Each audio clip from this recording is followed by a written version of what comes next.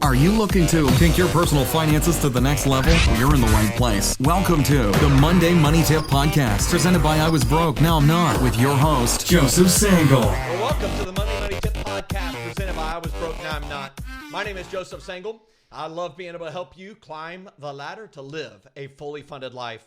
And we are on episode number 186. And that is the voice of my co-host, Megan Hibbard. Are you fired up today? Yes. I feel like I need something different to say. Well, you could say no. Yes. You could say no, But kind of, somewhat. Yeah, I'll work on it. Yeah, she's working on it. That's awesome. You have a lot of coffee in here. You've got two cups going on. So in this is thing here coffee today. and this is water. I can only drink a little, according to the doctors. I'm only supposed to drink a little bit of coffee. A little bit of coffee? You don't want to make the babies why go crazy. is that? The babies? The babies. Yeah, so if you've not been watching, this is the one good reason to go to YouTube. You can watch the baby bump. And Bumping along. there's babies. So tell everybody again the news. You're expecting Twin boys. Boys. Wow. It's big news. Are you going to tell us names today? If we had names, Ronnie I would. and Lonnie No. and Donnie? Yeah, that's right. Okay, that's awesome. It is January 24th. We hope that it's warm wherever you're at, that you do have coffee, a little bit of coffee or a lot of coffee. This is water. It is in a Yeti tumbler, I think that is. And I've My got, husband got that for me for Christmas. a mug drawn by my son. It's a nice waterfall. Look at that. Isn't that awesome? I love it. And we are going to talk about a very interesting topic today, one that frightens me a little bit. And it's not Halloween, but tell everybody what we're going to talk about. Maybe we should talk about it on Halloween. All right, we're going to talk about cryptocurrency. So our question is, what is cryptocurrency and should I invest in it? That is a little question with a whole lot. What is cryptocurrency and should I invest in it? We're going to talk about that unbelievable can of worms in a second, but before we're going to talk about my favorite section of the podcast. You know what time it is. Let's go. Now it's time to get caught up with our current money events. The Monday Money Tip Podcast is sponsored by the Fully Funded Life Membership Program. The Fully Funded Life Membership Program provides all you need to begin winning with money and live a fully funded life. Fully Funded Life includes 4 key components: courses, challenges, coaching, and community. Courses provide financial education. Challenges help you make massive progress in a specific money skill. Coaching is provided by the Fully Funded Life Certified Coaches through open office hours held multiple times each month. All of the courses, challenges, and coaching results in an outstanding community that help equip, motivate, and encourage you to take your next financial steps toward your fully funded life. Fully Funded Life. Courses, challenges, coaching, community. All that's missing is you. Learn more and receive a special offer for Monday Money Tip listeners today at fullyfunded.life/MMT. That's www.fullyfunded.life/MMT. For today's current money events section, I'm going to talk about potential changes to retirement options in 2022 and something called Securing a Strong Retirement Act. Now I've got this article. It's from Barron's, and I'm just going to read through it. We'll have a link to it in the show notes, but it's titled, "A Stalled Retirement Bill Could Be Passed in 2022, What It Will Mean for You," written by Nick Fortune.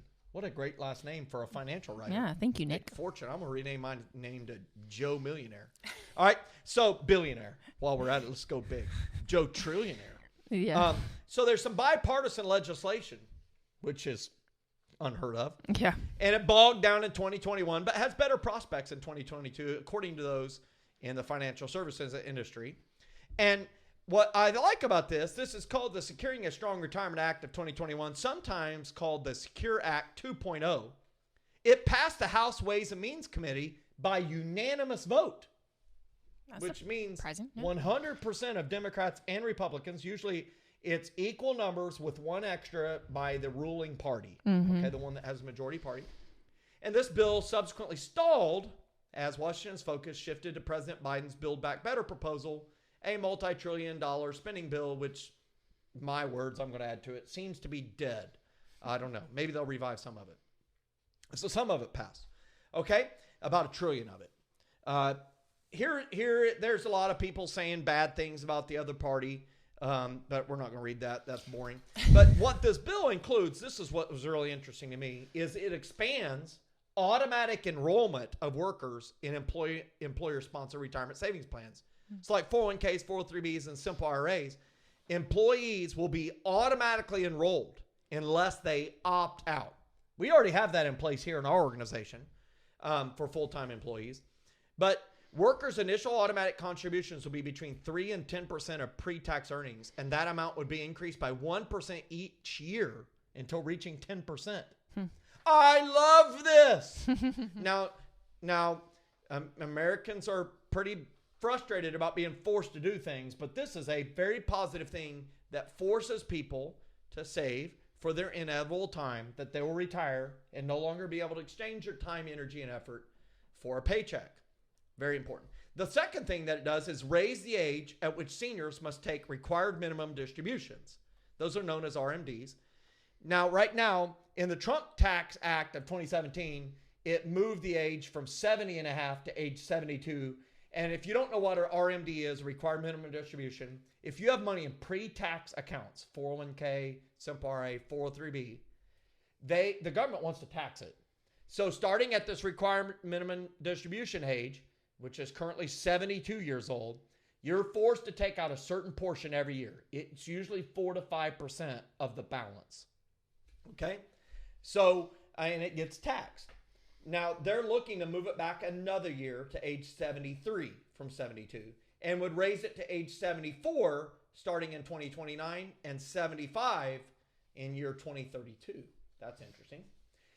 It would also reduce the penalty for failure to take RMDs. So if you don't take it, right now you get taxed at 50% penalty plus taxes. Ooh.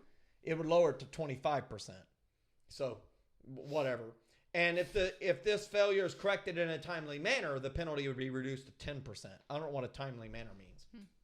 And then it would also increase the limits on so-called catch-up contributions for employees aged 62 to 64. So in 2021, those workers were allowed to contribute up to $6,500 to the retirement savings plans beyond the otherwise applicable limits.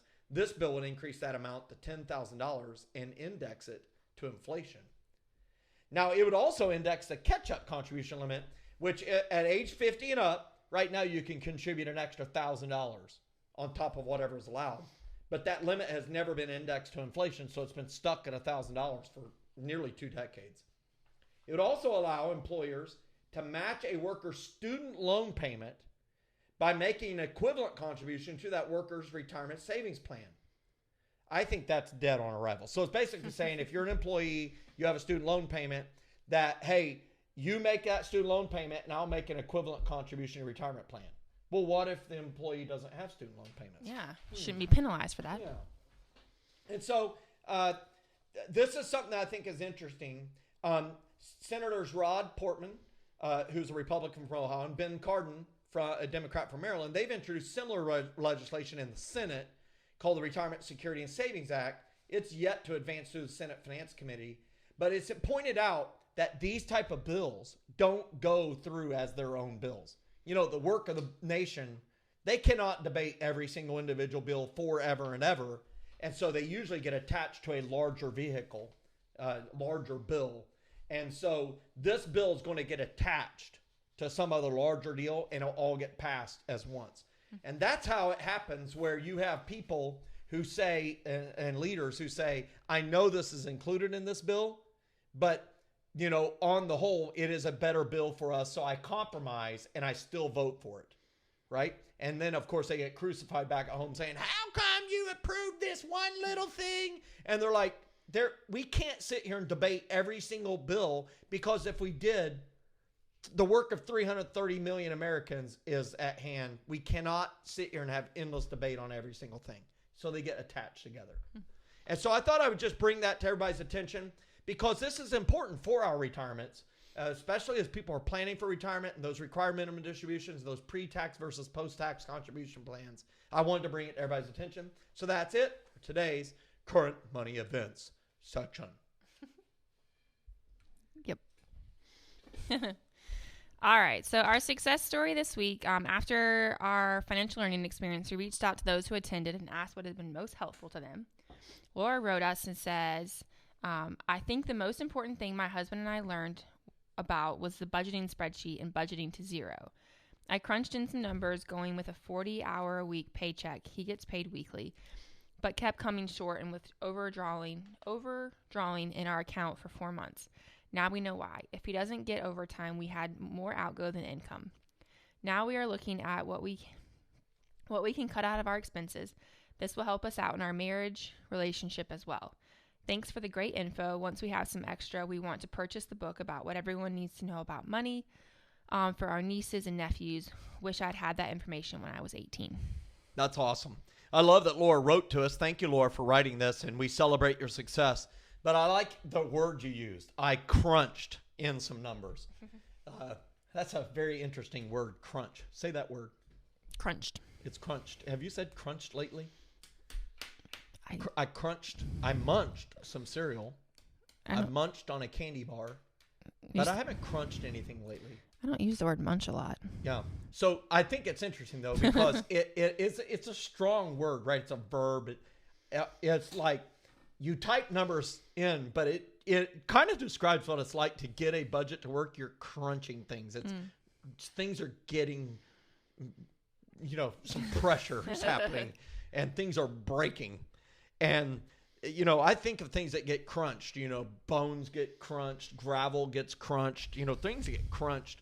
And I think it's really important to think through that as we do budgets, especially as we first start out getting budgets to balance to exactly zero, it feels like things are getting crunched. Mm-hmm.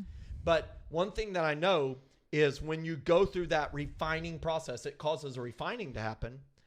It allows you to really become intimately aware of where all the money's going. And that is the power that Laura and her husband have discovered is, hey, we now know where all of our money's going, and we now know what we have to work on to make it work. That is success. Because now that you're awareness, that's 90% of the battle. Now, you can just fix it, spreadsheet, and off you're going. Fired up. Anything else you wanted to point out? I think it's cool that she wants to share her knowledge with others. So she wants to share it with her nieces and nephews, and tell them about it. And, the book that she mentions, it's specifically for, high school, college age kids. And so I think starting out with their money. Yeah. So I think that's really cool is she's learned this knowledge and now she wants to, they're still working on it. They're working through all of it. But she wants to share what she's learned. So I think that's really awesome. Cool. Yeah. Yeah. Thanks for sharing the word, Laura. Awesome. So now the time has arrived. The scary moment for us. What is that moment? Yeah. All right. So we're going to talk about what is cryptocurrency and should I invest in it? And for this episode, Megan is going to do all of the teaching. Yes. Isn't it awesome? It's going to be way to go, Megan. Something. It's real awesome. Well, we're never shy here at the Monday Money Tip Podcast to talk about interesting and challenging topics. Yes. And cryptocurrency qualifies as both interesting and challenging. Yeah. I would also add some other words. Maybe you would too. Maybe add a word. Weird. Confusing. New. Mystical. Unusual. Yeah. I think all those will apply. So let's list the top cryptocurrencies by market value. As of the time of this podcast, we got an image we're going to throw up on the screen. If you're on YouTube, you can see it. But Bitcoin is the largest. Has a market cap of $877 billion. So if you don't understand what market cap means, that means if you added all the ones that are held by people in the world, that's what they add up to. $877 billion of people's money is in Bitcoin. Ethereum is tied with Ethereum 2, 446 billion in them. And the Binance coin, whatever that is 87 billion. Never heard of that. Tether, 78 billion. Solana, 53 billion. Cardano, 44 billion. The US dollar coin, 43 billion. XRP, 39 billion. Terra, 33 billion. Polkadot, 29 billion. Avalanche, 26 billion. Dogecoin, 22 billion. And Shiba Inu, 18 billion. Now, that sounds like I just spoke in tongues. It sounds like you made up a lot of things. Yeah. So I think a lot of these are made up, and there's a source for this we'll have a link to. But to get to the question, what is cryptocurrency and should I invest in it? It's really two questions. Mm-hmm. What are those two questions, Megan? So number one, what is cryptocurrency? Two, should I invest in cryptocurrency? Right. It really is. So you can't just say, what is cryptocurrency and should I invest in it? And get a yes, right? So let's say, what is cryptocurrency? And then we'll talk about, should you invest in it? So what is cryptocurrency? Megan, help us out. What is it? All right. So this is according to Coinbase, and it says, at its core, cryptocurrency is typically decentralized digital money designed to be used over the internet. Yeah. So, money has really transformed over the last 30, 40 years to where a vast majority of money movement does not happen with dollars put in your hand and moved. Mm-hmm. It's happening electronically. Yeah. You think about it, you get paid. Most people have that automatically deposited into their bank account. Yeah. They don't see it. They can go to the bank and pull it out. But a lot of times you need to pull out a lot of money. You would have to call the bank ahead of time, see if they have that much cash to pay you, right? The money exists, it is, but it's happening electronically. You do a real estate transaction, they don't want a suitcase full of money, right? It's digitally moved. So this is decentralized money. So it means it's not managed by a central government authority. That matters a lot. So if you think about US dollars, that is what's known as a fiat currency. The euro in Europe is a fiat currency.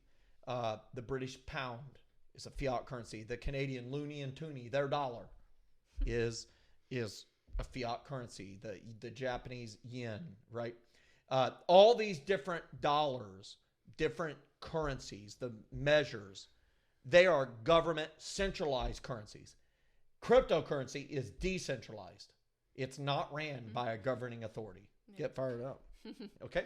Now, Bitcoin, which launched in 2008, was the first cryptocurrency, and it remains by far the biggest, most influential, and best known. You've heard a lot about Bitcoin. And in the decades since, Bitcoin and other cryptocurrencies like Ethereum have grown, watch this, as digital alternatives to money issued by governments. And so crypto, which is really important, makes it possible to transfer value online without the need for a middleman, like a bank or payment processor, allowing value to transfer globally nearly instantly, 24/7 for low fees. Now, this is huge news, Megan. If you think about Western Union is a huge company that exists solely as a middleman. Mm-hmm. They will check cash, but their big money is made moving money from one currency to the next. And it is massive business. Like a lot of times when you think about, there's a huge amount of money. A big part of the gross domestic product of Mexico is money earned by wage earners in the U.S. who transfer it back to family living in Mexico. That's a huge part of their gross domestic. It's about money moving in. And it's estimated they lose 15 to 25% of their dollar just in payment fees to get the money transferred to them. Sure. Bitcoin eliminates that, or crypto eliminates that. You can transfer crypto to them and there's no fee or almost no fee. And it's instantaneous, not waiting, not delaying, not having to go to an office. Boom, from that wallet to that wallet, it's there. Think about that. That's crazy. And anonymously. So this is huge. And the next thing is that cryptocurrencies are usually not issued or controlled by any government or other central authority. And this is ginormous, like huge, Megan. This is huge news. It's big. It could get even bigger. It's huge news. Money is being moved globally, and it's not being issued or controlled by any government or central authority. Like I think this is important. Last summer we experienced something really outrageous here in that this colonial pipeline that supplies gasoline and fuel for airlines and everything else for 13 mid-Atlantic states, including our beloved state of South Carolina and your beloved state of North Carolina, Georgia, Maryland, all the way up to there. Hackers broke into it, shut it down, and demanded $5 million in Bitcoin to pay them off to get everything back running again. And in 4 days, we ran out of the gas. Yeah. No one had gas. All gas stations out of gas. It was horrible, wasn't it? It was wild, yeah. Very weird. Very. And they paid them off in Bitcoin. So let's ask this question. Do you think governments like having nefarious criminal organizations anonymously hacking into essential services like a pipeline? or a hospital and shutting off the power supply to all of their critically ill patients? Think about this. Yeah, that's wild. And demanding ransom to keep them running? No. Mm-mm. And so it's very interesting. Sending Bitcoin, I got this chart from Coinbase that says sending Bitcoin is typically 60 times more cost effective and up to 48 times faster than an international wire transfer. Wow. And so let's have all these on one screen. The key concepts of cryptocurrency is, and that we got all 7 of up here, but transferability, privacy, security, portability. You share the next 3. Mm-hmm. So transparency, irreversibility, it's kind of a hard word to say, and safety. Right. So I think it's interesting. All these words matter a lot, and we could have an episode on every one of them. But transferability, think about how fast money can move. Mm-hmm. Privacy, no one knows. It's anonymous. You want to understand how anonymous it is. No one knows who invented Bitcoin. Think about that. I don't get it. No one knows. It makes my head hurt when I think about it. It's like, who did this? Security. Like hackers stole 5 million from the Colonial Pipeline. The government somehow intervened and prevented a couple million from getting to them before it got transacted. Portability, right? Portability. Anywhere in the world, you've got it. And you can pull it back out in that nation's currency. Crazy. Transparency. Everybody knows about all the transactions, but no one knows who's doing the transacting. Kind of weird. Irreversibility. Think about this. This is interesting. Money transfers, you can pay for stuff with this, but you can't unpay for things. Like a credit card, you can protest. Mm-hmm. Once it's done, it is done. And they say that makes it more safe. It prevents fraud. I'm like, we just talked about how hackers got paid off. I don't know if I totally agree, but that's what they say. Okay. So that's cryptocurrency. It's digital currency that is managed by a decentralized set of computers. It's all online. I don't get how you can take it out in that country's currency. That's wild to me. Like how you use it.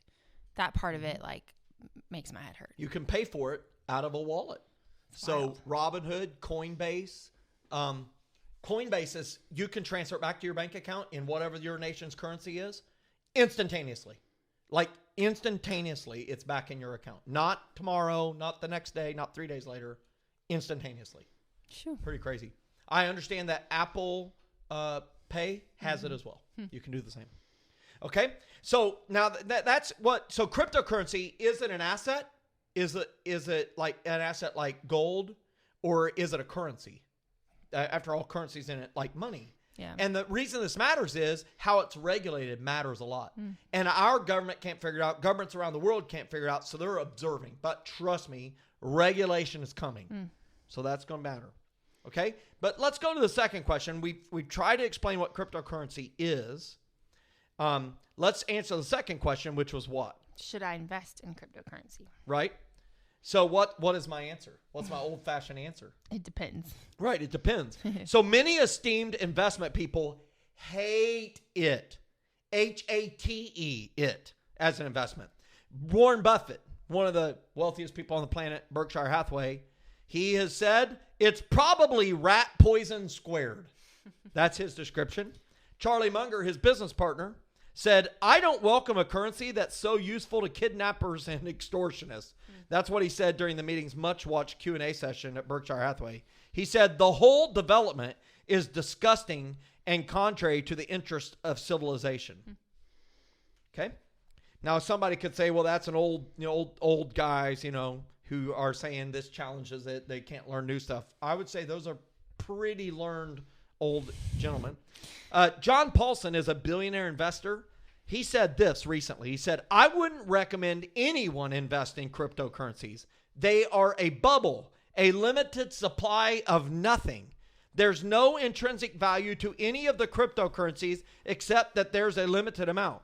They will eventually prove to be worthless. Okay. Now, let's tell you what I've done. I have personally invested a teeny tiny wee little bit of money into it. I did so because I knew it would make me pay attention to it. Now, my investment has been a loser at one time, a winner at another time, a big winner at another time, and now it's just a little bit of a winner. In other words, it's been down and up, way up, and now it's just up a little. I think it can be an appropriate investment for the average investor, but with all of our standard rules in place. Megan, what are our standard rules? Yep. So we have the 5-year rule, which is don't invest any money you think you'll need within the next 5 years. And then we have the 10% rule, is don't have any more than 10% of your total net worth invested in a single investment. Right. Now, in the case of crypto, I've started with far less than 10%. Think like 0.1%. Maybe it will grow to 10%. I don't know. But here's what I would just say. There's a lot of young people who adapted to cryptocurrency far earlier. They're smiling like the Cheshire cat, right? Like the cat who ate the canary, because it's went up, up, up, up, up, up, up, up, up, up, and a lot of them made a lot of money. But it's the jury's still out on whether or not it is a thing. Yeah. But it is addressing something that is huge, and that is people are sick and tired of governments just endlessly printing money and saying this money has value and you should accept it. We went off a gold standard 50 years ago in the U.S., and people get sick and tired of countries constantly running up more and more and more debt and saying that the dollar or whatever the country's currency is still valuable when they've seen that dollar buy far less. And so as a result, people have veered towards what could hold value. That's why precious metals have been around for centuries. And it's why crypto has got some appeal. It's a limited amount of nothing, according to John Paulson. But what I would say is invest a little. Pay attention to it. I've used Coinbase to make my purchase of some cryptocurrency. I bought Bitcoin, Ethereum, and a little bit of Dogecoin. Ethereum has made money. Bitcoin has made money. Dogecoin's lost almost all of it for me. But it's fun to say. It's fun to say. And I've done nothing. I've bought nothing with it. I just have invested in it. So there's a great link we're going to provide for additional learning. I felt like Coinbase did a really good job of explaining it. We'll have a link there on YouTube. We'll also have it in the show notes. But wowee. Do you own any crypto? No, I don't. I'm just not there yet. Not there? I don't know. Maybe I'm not as techie as all my other millennials. Do you have friends who have bought it? I don't know. I guess it's not really well, yeah, probably. You should ask some friends. Yeah. Well, I have friends that live in California. Yeah. And I feel like it's way more acceptable there to dive into it. So I would just pose this question to our Monday Money Tip family. Are you investing in crypto? Tell us about your experience. Go to YouTube and comment on it. I want to start a conversation. I want to hear what you're doing. I want to hear if it's been good, it's bad. What did we leave out? What do other people need to know? Let's have a conversation about it. Be sure to leave a comment, like it, or if you hated this, thumbs down it. That's fine too. We just want to know that you're there. And so watch it on YouTube. Just search for Monday Money Tip Podcast, cryptocurrency. I'm confident you'll find it. And tell us what you think. It'll be awesome. Yep. Okay. So our quote from today is from Vernon Howard, and it says, "Always walk through life as if you have something new to learn, and you will." I love it. I like that. Isn't that awesome? It is awesome. It's a good quote for today. Always walk through life as a lifelong learner is how I would say it. And if you're a lifelong learner, you will always learn your whole life long. Isn't that awesome? Yeah. Okay, so tell everybody what we're going to talk about next episode. It's going to be a very helpful episode. So next episode, we're talking about 5 things you should know about Social Security. There you go. The ever-changing. So for our friends who are in Canada, this will be less applicable, and I apologize for that. But I want to make sure I did this. For all of those people that are going to be involved in the United States Social Security system, we want to help you with 5 things you should know about it. I think you'll learn something. Hey, if you like today's episode, please help us get this podcast to other people who could benefit. You can do it by quickly rating the podcast and leaving a review. These ratings and reviews will help us make the podcast better for our listeners and help other people discover it. And if you've implemented one of our tips and experienced success, please share it with us. You can do that on any of our social media outlets, on YouTube, or by emailing us at info@iwbnin.com. That's info@iwbnin.com. Any last words you want to share with everybody? I'm interested to see like what our listeners say. Like if people have invested in it, or if everyone's like, no. Yeah. Like I don't know. I'm just curious to see what they say. Go to YouTube. Yeah. Leave a comment. Can't wait. Hey, have a great Monday. Climb up that ladder to your fully funded life. Get fired up. Thanks so much for listening to this episode of the Monday Money Tip Podcast, presented by I Was Broke, Now I'm Not. If you enjoyed today's episode, please leave a review and subscribe. And for more great content and to stay up to date, visit iwbnin.com. We'll catch you next time.